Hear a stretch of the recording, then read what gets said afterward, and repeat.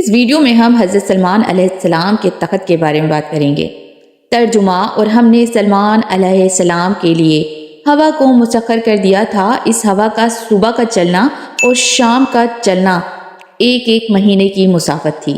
حضرت سلمان علیہ السلام مشہور پیغمبر حضرت داؤد علیہ السلام کے فرزند ہیں۔ بچپن ہی سے آپ میں سمجھداری کے آثار نمایاں تھے، جس کی وجہ سے بعض دفعہ حضرت داؤد علیہ السلام بھی کسی اہم مقدمے میں آپ علیہ السلام سے مشورہ لیا کرتے تھے۔ حضرت داؤد علیہ السلام کی وفات کے بعد حضرت سلمان علیہ السلام ان کے جانشین ہوئے۔ تخت نشین ہونے کے 4 سال بعد آپ علیہ السلام نے مسجد اقصی کی تعمیر کا کام جنات سے شروع کروایا۔ اللہ تعالیٰ نے نبوت کے شرف کے ساتھ آپ علیہ السلام کو سلطنت بھی عطا فرمائی تھی، اور سلطنت بھی ایسی کہ آج تک ویسی کسی بڑے سے بڑے بادشاہ یا حکمران کو نصیب نہیں ہوئی، اور نہ انشاءاللہ کبھی قیامت تک کسی کو نصیب ہوگی۔ آپ علیہ السلام نے اللہ تعالیٰ سے دعا کی تھی، اور اللہ تعالیٰ نے آپ کی یہ دعا قبول فرمائی۔ نبوت و سلطنت کے ساتھ ساتھ اللہ تعالیٰ نے حضرت سلمان علیہ السلام کو اور بھی بعض خصوصیات میں امتیاز بخشا۔ مثلا انسانوں کے علاوہ حضرت سلمان علیہ السلام جانوروں کی بولیاں بھی سمجھتے تھے، اور نہ صرف یہ بولیاں سمجھتے تھے بلکہ جانور اور آپ علیہ السلام کے مطیع اور فرما بردار بھی تھے۔ جو خدمت چاہتے حضرت سلمان علیہ السلام ان سے لے لیا کرتے۔ اسی طرح اللہ تعالیٰ نے جنات کو حضرت سلمان علیہ السلام کے تابع کر دیا تھا۔ بڑے سے بڑا طاقتور جن آپ کے حکم سے سرتابی کی جرت بھی نہیں کر سکتا تھا۔ آپ ان جنات سے بڑے محنت و مشقت کے کام لیتے تھے، مثلا سمندر کی گہرائی میں گوت لگا کر موتی وغیرہ نکلوانا۔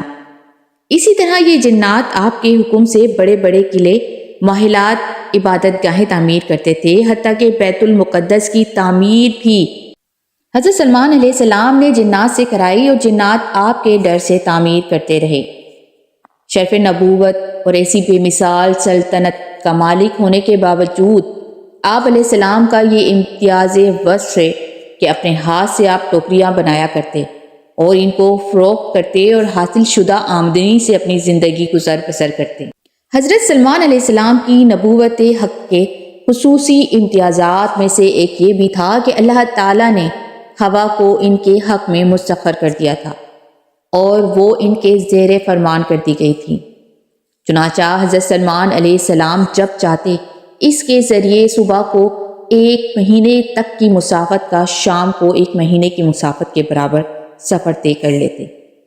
تفسیر ابن کثیر میں تخت سلمانی جو ہوا پر اڑتا تھا، اس کی کیفیت یہ بیان کی گئی ہے کہ حضرت سلمان علیہ السلام نے لکڑی کا ایک بہت بڑا وسیع تخت بنوایا تھا، جس پر وہ خود اور ماں عیان سلطنت اور ماں لشکر اور آلات حسب کے ساتھ سوار ہوا کرتے۔ پھر وہ ہوا کو حکم دیتے، وہ اس عظیم الشان وسیع و عریض تخت کو اپنے کاندھوں پر اٹھا کر جہاں حکم ہوتا وہ وہاں لے جا کر اتار دیتی۔ یہ ہوائی تخت صبح سے دوپہر تک 1 مہینے کی مسافت طے کر لیتا تھا، اور اسی طرح دوپہر سے شام تک 1 مہینے کی، یعنی ایک دن میں 2 مہینوں کی مسافت ہوا کے ذریعے طے ہو جایا کرتی تھی۔ ابن ابی حاتم نے حضرت سعید بن جبیر رحمۃ اللہ علیہ سے نقل کیا ہے کہ حضرت سلمان علیہ السلام کے ساتھ اہل ایمان انسان سوار ہوتے تھے، اور ان کے پیچھے اہل ایمان جن بیٹھا کرتے تھے۔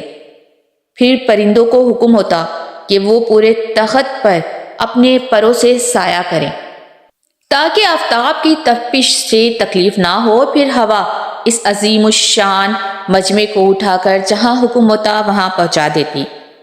بعض روایت میں ہے کہ اس پورے ہوائی سفر کے دوران حضرت سلمان علیہ السلام سر جھکائے ہوئے اللہ کے ذکر میں مشغول رہتے، دائیں بائیں نہ دیکھتے، اور اپنے عمل سے تواضع کا اظہار فرماتے تھے۔ اسی کو اللہ تعالیٰ نے بیان فرمایا ہے۔